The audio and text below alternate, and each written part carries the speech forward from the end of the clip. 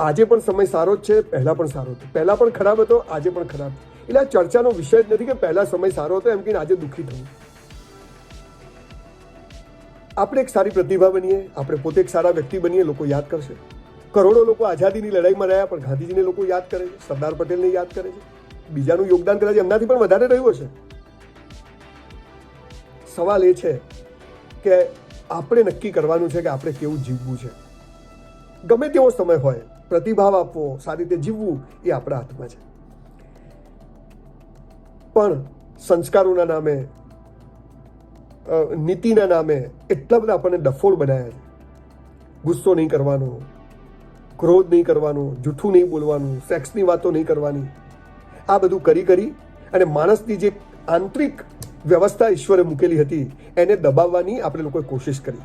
અને એનું પરિણામ એ આવ્યું કે જ્યારે ઉછળે છે, જ્યારે જાગે છે, ત્યારે જબરજસ્ત અશાંતિ પેદા કરે છે. જે છે એનો સ્વીકાર, પણ એ કરતા હોઈએ